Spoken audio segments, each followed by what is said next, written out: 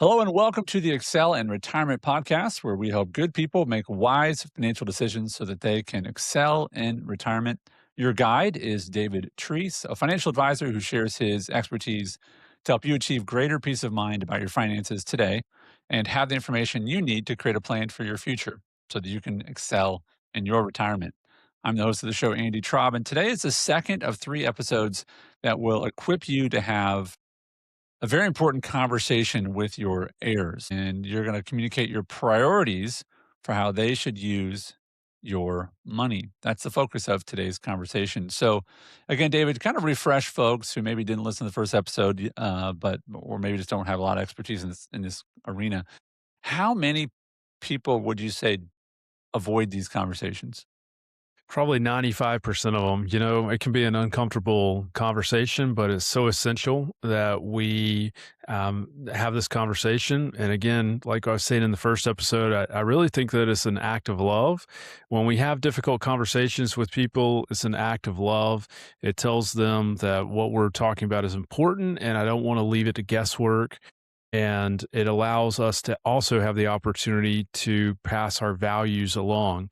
You kind of think about, and I wonder how this worked back before people could print books and write and stuff, and things were just told over campfires or around dinner tables. And I wonder how much of those values, if that was the only way to instill values, right, is just to have these conversations. And so as we've gotten more comfortable and with more technology, as weird as it is, and we've all experienced this, the tendency is to pull back from other people, and we Yeah. definitely need to lean into this. It is amazing. And I think about, I'm 48 now. I think about the first time I used, like, Skype, which I think is Yeah. closed now. I don't think Skype even exists I anymore. think I read that. But I remember the first having a long distance phone call. I remember Skype. I remember it's like, wow. And then Zoom has, obviously boosted the capability of video calls and things like that to where it's so, FaceTime. Right. And I just think about the power and the ease of communication now Yeah. that I could talk to someone literally on the other side of the world right now. Yeah. Right now. I mean, I literally probably could talk to someone in Alaska in the next 30 minutes. I don't even know anyone in Alaska, Yeah. but I could probably find a way to talk to someone, you know what I mean? Yeah. Or China or whatever, right? And yet, and still, these conversations are so rare. Right. They're just rare. And so Right. we wanna make it really simple for you Yeah. and give you a framework. And so David is facilitated and tried to encourage people to have these conversations for years and years and years. The second kind of or part of the conversation, the first is communicate your values, and sort of under having that conversation around this is how we want you to view the funds, how we view our funds. Next is actually passing on and having instruction on here's how I would like for you to use the funds Mhm. ideally. So let's step back and say, David, if you actually wanted to not just trust your heirs with this, but force your money to be used in a certain way, how could you do that? Yeah, I mean, we're more focused on the relational side of this and the psychology of how money should pass from a biblical standpoint. And I mean, the thing is, I wrote something down here. Some inheritance plans are tax efficient, but few are spiritually intentional. And I think the thing is that we want to be intentional with what we're doing, and the intentionality is the key here. I think I might have Mhm. lost my train of thought with what you asked, No, though. I think the idea you were pointing out was that there are ways to approach this that are just about money, and Yes. there's others that are, and that's important. You wanna be efficient, right? But also, it's not just about passing it on to them in the most tax efficient way. It's not about getting sort of the best price, if you will. Yeah. It's also, what are you gonna do with it, Right. right? Right. So I think about this on a practical level. If my only goal, my son plays baseball, he's a senior year of high school. If my only goal was like, I want to find the best deal on a bat. Well, I'd probably he'd end up with a T-ball bat. He wouldn't be able to hit with it, right? This is only $4. Okay, Dad, this guy's throwing 90. I have a problem, right? So it's not just about the cost. It's also about you want to pass on the wisdom and how to Right. use it. And so Yeah. that's actually what we're going to talk about today. It's a great segue into actually saying, hey, here's how I would like for you to think about using the money, the funds. And one of the first is to help people create financial stability for themselves Mm. and attack. the money that's costing them the most, what would that be? Yeah, I mean, if someone's going to inherit money and they have high interest student loans or credit cards looming over them, what an amazing blessing to have that be paid off, when you inherit money. So we want to get rid of those things, and then after we get rid of those bad debt things and accounts, we want to think about building up an emergency fund and having some cash that's readily available so that when the next emergency happens, we're not having to dip back in to the credit or use our investments to cover that. Yeah. So again, think about, if you've been avoiding this conversation, think about what a blessing it would be to have that conversation with your heirs and simply say, the first thing I'd like for you to do, and again, this is so interesting because I just think, how many people know their heirs' financial status of debt?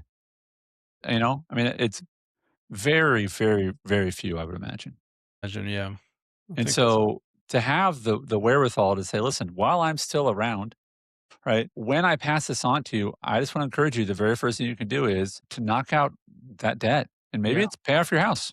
Maybe it's pay off the car. Maybe it's pay off the credit card, whatever it might be. But, and that's not the only advice you're going to give them. You're going to give them other things.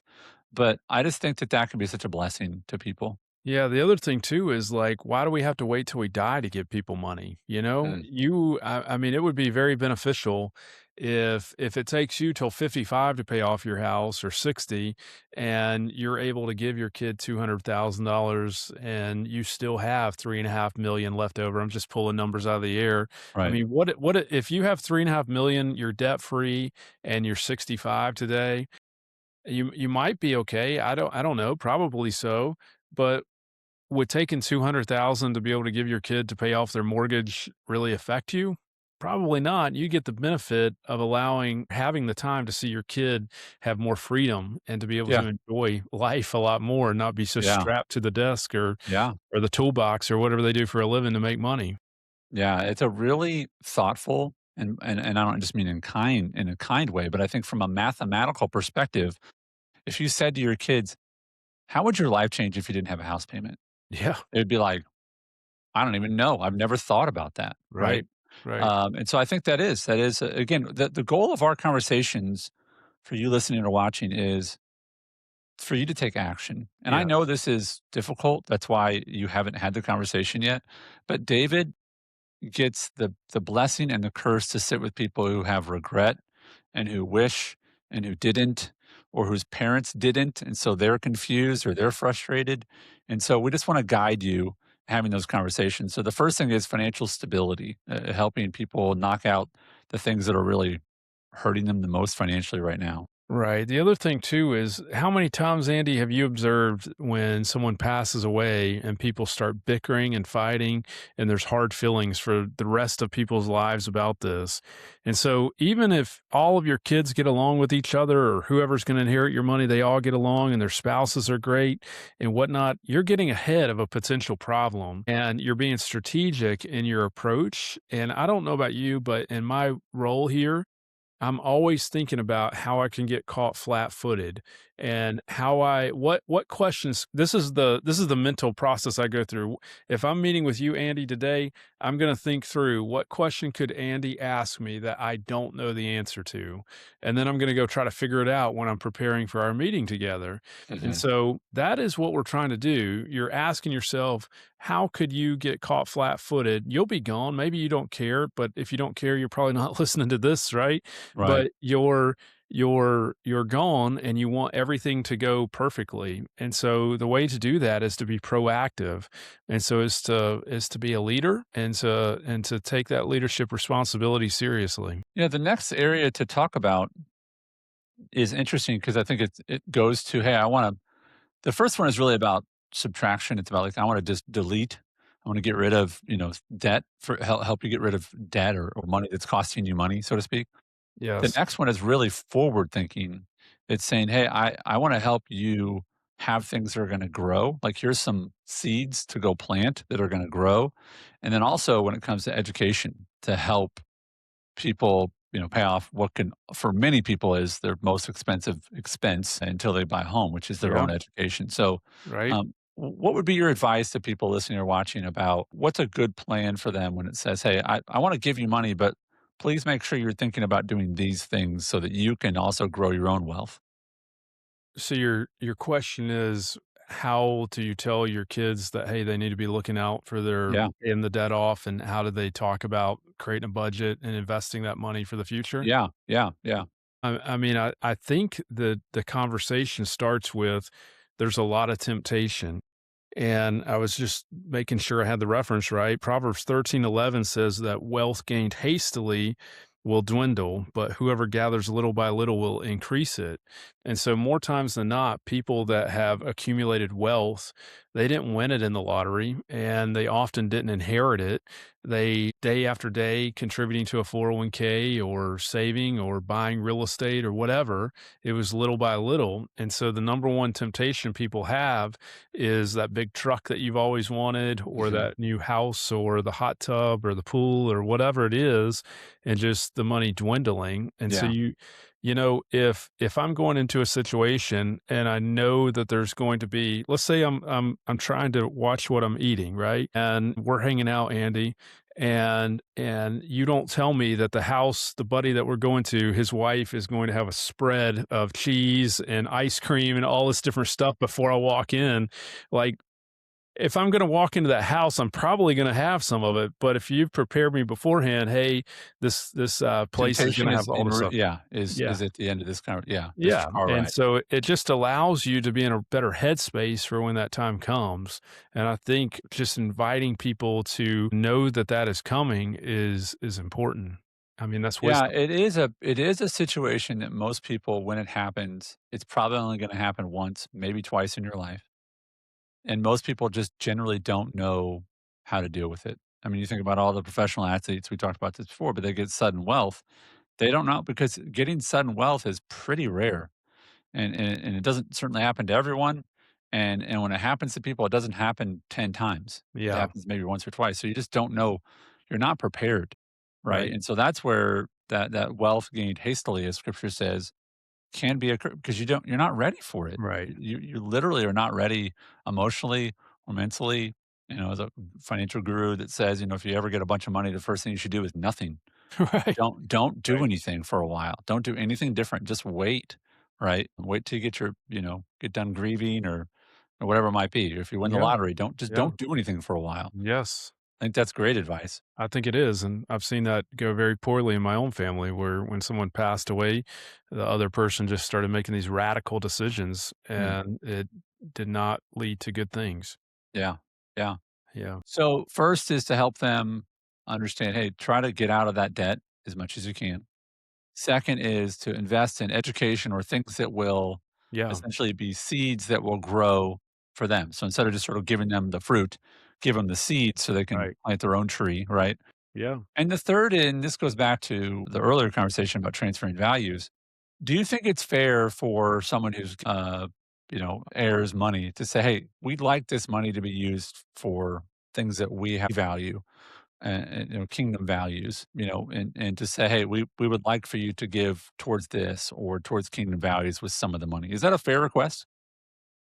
You know, I'm kind of conflicted on that because I think that the way to have that conversation is to say, "Hey, this has been important to us, and we would Hmm. hope that this would be important to you." But I think dictating that the kids give money somewhere, it could create, even if they're willing to give money, it creates an obligation which robs them of the blessing of giving that money. And so I think you would hope that if you're having these conversations, your kids are of like mind and they will continue that legacy of generosity. I think as people and individuals, if it's important for us to leave money to our church or our university or school or whatever the case may be, I think setting that up beforehand with a donor advised fund would be the most applicable thing to make sure that money goes where you want it to go. Yeah. So the point there is a mechanism to do that. Yeah, Use that one versus sort of burdening your children with, hey, listen, I'm going to give you this, but you have to give it to so and so. right, right. It's like, well, do I have to really? Yeah, And the answer is they actually don't, right? Unless it's in a trust and the trust is saying, we're going to give towards this or whatever. But a donor advised fund is something that you could talk with David about and say, hey, I do want to be able to support this, and I want this fund to be, advise it essentially to go towards a specific place, right? Yeah, I mean, you could certainly put that in your estate plan and so forth that you want X amount of dollars to go somewhere, but I just think there's probably better ways to do that. And again, I'm not a lawyer, but if it were me, I would want to use some sort of structure like a donor advised fund or set up beneficiaries and have it go directly to the nonprofit. Yeah, I mean, yeah, that's not like estate talk. That's more just like relationally. Yeah, It's going to be a lot. It's like saying, "Hey, David, I'm going to give you $1 million, but you have to give it to this." It's like, right, well, no, I don't actually. And it makes it weird that you would say I do. So why don't you just give it to them directly? You know what I mean? right, right. And there could be some tax advantages to doing that as well while you're alive, Yeah, or and that's where you have a conversation. You have a team of people around you, which we're going to talk about in the next episode, is introducing your team that's going to help your family make those decisions. The last thing is, hey, having a conversation with your heirs and saying, we want you to do this and this and this and this, but also saying to them like, hey, have some fun. Like, you know? Like, I don't know if it's like go buy a Porsche fund, but, maybe that is, but it's more like, "Hey, like, you guys don't take enough vacations. Like, I know it's gonna be sad when we're gone, but, like, go to Mexico, go to whatever." You know what I mean? I was just gonna wait, yeah, this when we're recording this, don't go to that part of Mexico right now, but, like, go have some fun somewhere. I think that's also a way that you can bless. And again, if you're listening to this and you're part of the 95% probably that have not had this conversation, this does not have to be a heavy conversation. You could be like, "Oh, yeah, by the way, like, don't feel burdened like you have to take every penny and worry about it. Like, go spend some money, have some fun. That's okay too." Yeah, I mean, I have some neighbors and, they were gone for like a week, and I was like, "Where'd you guys go?" And they're like, "Hawaii." And I was like, "Cool." And they're like, "Yeah, mother-in-law paid for it. In-laws paid for it all. They just wanted us to be together." And, I believe in heaven, but I think going to Hawaii with your family is gonna be more enjoyable than watching your family go to Hawaii from heaven. So, go with them while you can, right? So the last conversation that we want to encourage you to have is around who the team is that your heirs are going to work with, and setting up and having those connections in place before you're gone, well before you're gone. So we're going to talk about the benefits of that in the next episode. So David, thanks for your time. Investment advisory services offered through Creative One Wealth, LLC, a registered investment advisor. Clients excel in Creative One Wealth or unaffiliated entities. We are not affiliated with or endorsed by any government agency and do not provide tax or legal advice. Investing involves risk, including the loss of principal. No investment strategy can guarantee a profit or protect against loss. Licensed insurance professional. Insurance and annuity products are backed by the financial strength and claims paying ability of the issuing insurance company. Investment advisory services are provided in accordance with a fiduciary duty of care and loyalty that includes putting your interests first and disclosing conflicts. Insurance services have a best interest standard, which requires recommendations to be in your best interest. Advisors may receive commission for the sale of insurance and annuity products.